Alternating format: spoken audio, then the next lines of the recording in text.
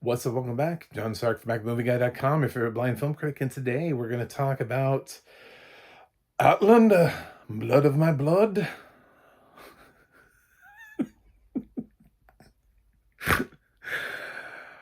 Oh, my Scottish accent is really not great. Yeah, so Starz. I need to figure out, I got an FYC for this, and I want to figure out if it's the whole season or if it's just like an episode. Sometimes FYC stuff, they don't give you like the whole thing, they give you like an episode, and it's kind of lame. And it's like, all right, I considered your episode out of context. Um, I, anyway, so I just have stars for this, whatever. I don't know if I'm gonna continue to have stars. This series continues to not have audio description because Starz doesn't have audio description, which was funny because I had a very interesting conversation with somebody who messaged me. This is real. What was his name? We're gonna go with Mark.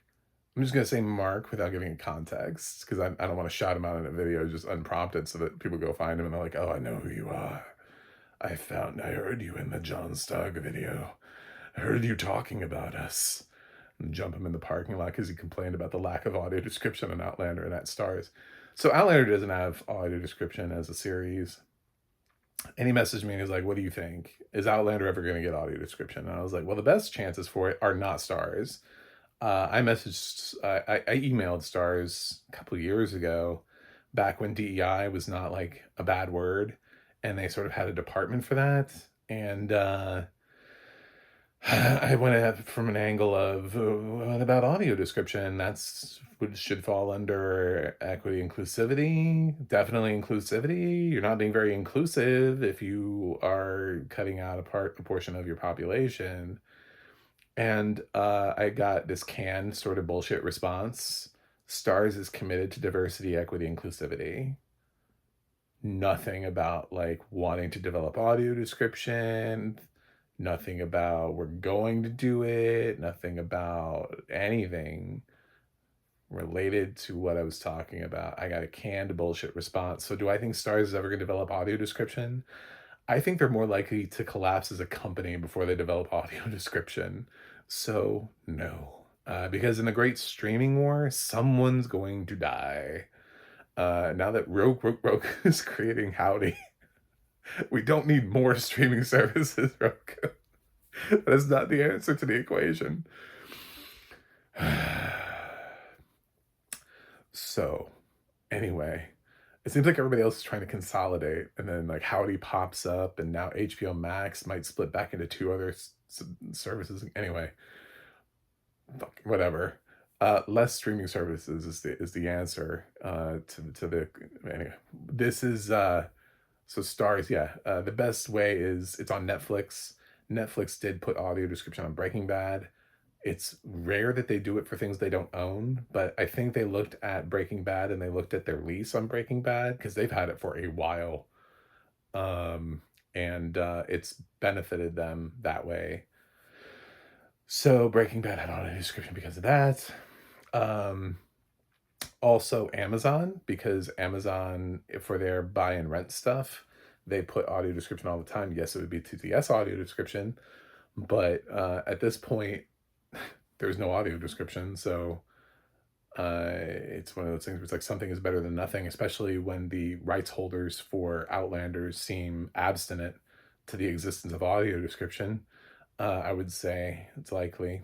The other chance is other countries where English is the primary spoken language, and because not every streaming service is the same and the rights are not the same in every other country. I don't know where Outlander airs in Canada, the UK, Australia. I don't know where it airs in those countries. So, but those countries would be producing audio description, and it's possible that wherever it airs in any of those countries, if Starz doesn't exist in every country, or if Outlander is on a different streaming service in a different country, that could be created and then that would just find its way online. And yes, that means exactly what you think it means. So that's how Outlander or Outlander Blood of My Blood is going to get audio description. The other thing I thought about with this, I know I haven't even gotten to the episode yet, is Blood of My Blood and with Outlander, is that SAG has a requirement that the things that are submitted has to have to have audio description. I know that works for film. I'm wondering if it works for TV series.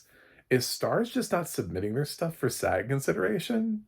Is is that what's happening? Like, do they just like opt out of the SAG awards?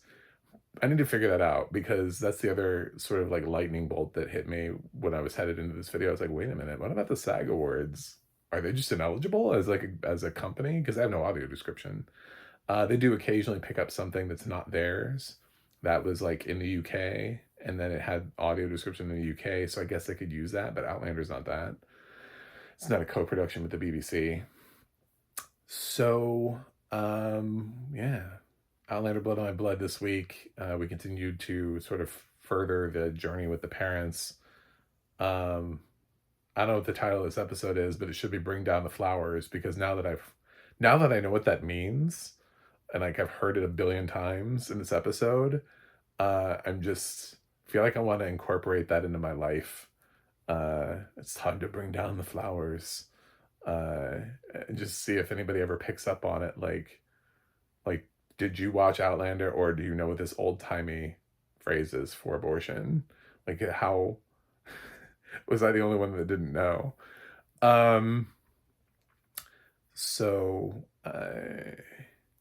let's go through this. I forget everybody's. Ellen Mackenzie is to be betrothed. She doesn't want to be betrothed to the person she's being betrothed to, but her Colin, the smart brother. She has a smart brother and a strong brother. The smart brother has promised her to the Grants in a marriage thing, and she doesn't want to be married to them. She's met this other guy that she thinks is super cute. And if we know where this is headed, his last name is Fraser, and these are Jamie's parents. So obviously we're going to need to move in a certain direction by the end of the show. So, but her strong brother is trying to garner Ellen's favor by saying, "Nah, if you pick me, I'm not going to marry you off to the Grants." So instead, he was trying to marry her off to the Jacobites, somebody in that, and promise her off over there instead. So he just wants to make a different alliance. So either way, Ellen's just like a property, like a piece of property to these guys, and isn't really happy either way with either of the directions that either of these things are going. And these brothers are still going to they're both trying to become laird of their Clan Mackenzie. So I feel like I didn't get enough from what I assume is Jamie's dad, Fraser. What's his first name in this series? I don't know. The Fraser that's in this. Didn't get enough from him. He does go back and sort of report, and he seems sort of upset about the whole thing. And, that he never really gets to take his chance. Anyway, that's the brief history on that side. There's I don't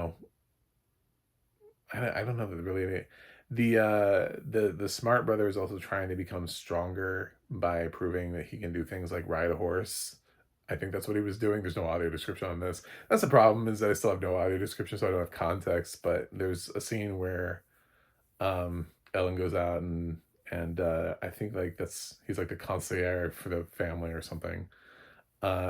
He's like, yeah, Colin's got to prove that he's also so he's out there riding a horse. That doesn't go well.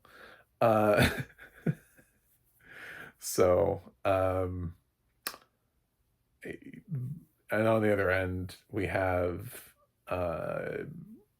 the time traveling parents, Claire's parents.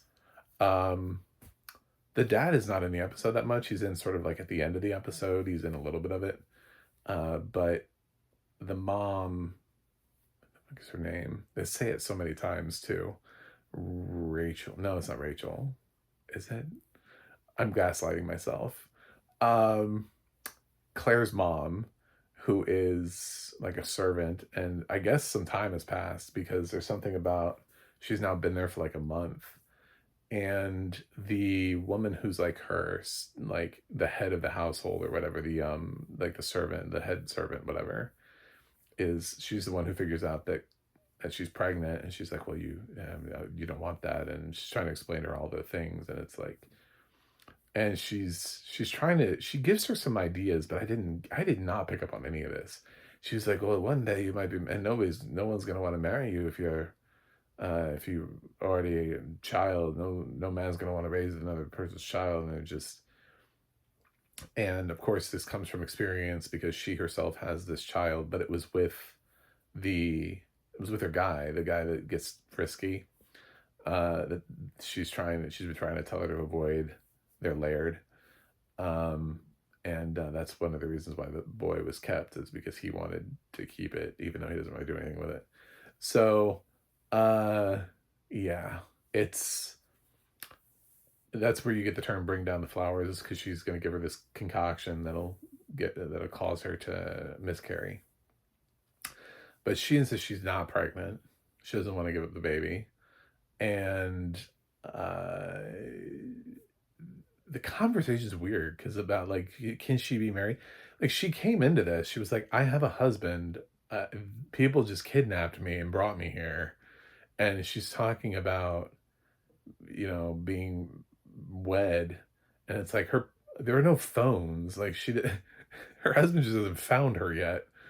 And you're thinking about like, well, we should abort the baby, and maybe another man will marry you. And I'm like, everything was loosey goosey back in these days. Like, like they really just don't believe that she has a husband. They think that she was just this random slave woman that was just sold to them. I don't know. It's very weird, but the way they were talking to her, like she has this potential for a future. And it's like, don't you own her? Like, what future are you who's coming in? Like, what future are you talking about for her? You're trying, the last time we saw you, you were telling her she has no future. This is her future, is serving things and folding things and being at the behest of the laird. And now you're trying to tell her that if she doesn't do this, then she won't be able to have. I don't get it. I didn't get it at all. I was just very confused by the whole. Is she free to go?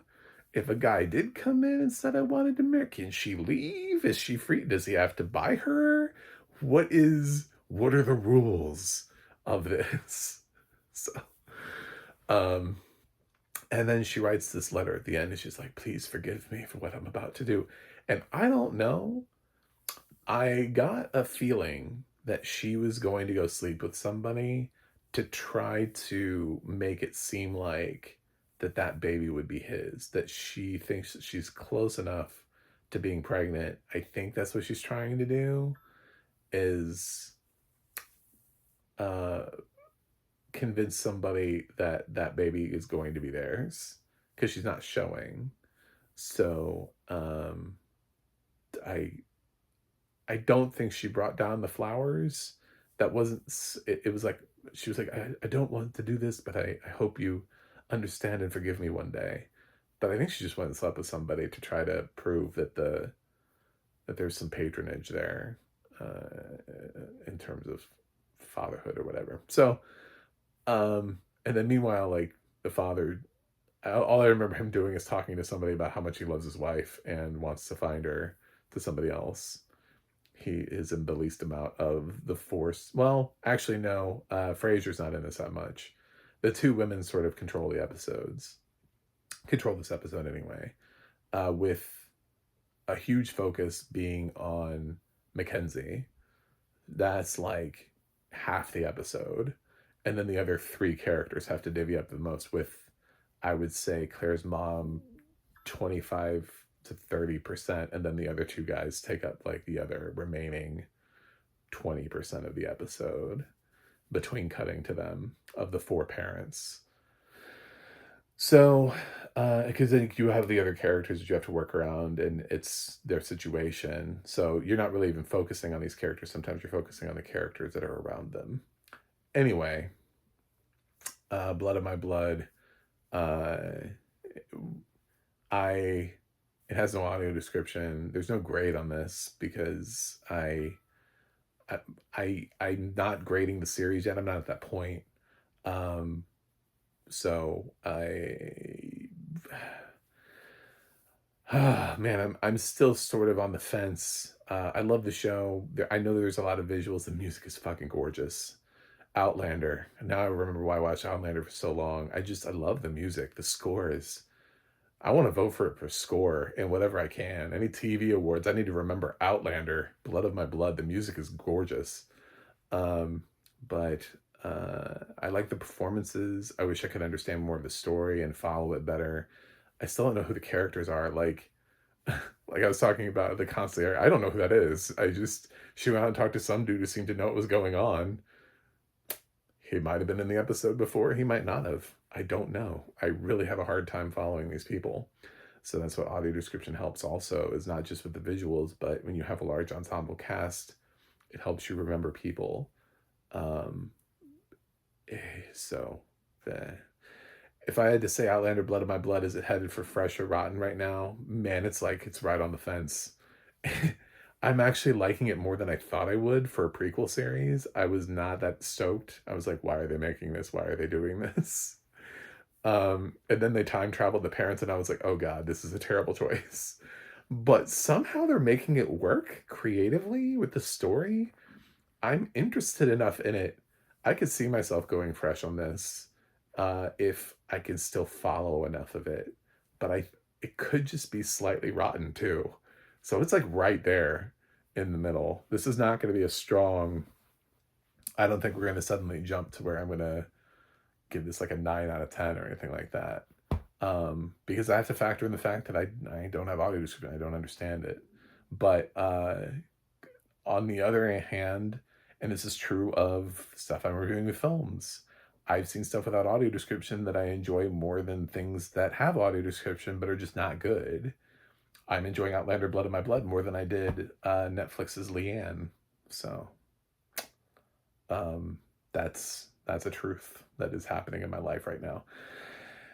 And also Untamed. I didn't really care for Untamed.